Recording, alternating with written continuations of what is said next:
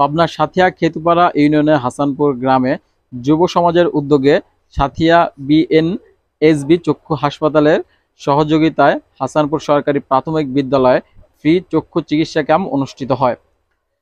11 জুলাই বৃহস্পতিবার সকাল 9টা থেকে এই চিকিৎসা ক্যাম্প শুরু হয়ে দিনব্যাপী চক্ষু রোগীদের বিনামূল্যে চিকিৎসা প্রদান করা হয়। চক্ষু ক্যাম্পে বিভিন্ন বয়সের চক্ষু রোগী এসে সেবা গ্রহণ করেন। এমন উদ্যোগে গ্রামের বিভিন্ন মানুষ যুব সমাজের সাধুবাদ জানায়। যুব সমাজের এমন মহতী কাজের জন্য তারা উদ্বুদ্ধ করে। চক্ষু চিকিৎসা ক্যাম্পে রোগী দেখেন সাথিয়া বিএনএসবি চক্ষু হাসপাতালের চিকিৎসক ডক্টর মোহাম্মদ নজরুল ইসলাম। সার্বিক সহযোগিতায় ছিলেন স্বদেশ বার্তা 24 পাবনা জেলা প্রতিনিধি মোহাম্মদ মনিরুল ইসলাম, বিশিষ্ট ব্যবসায়ী মোহাম্মদ শরীফুল ইসলাম।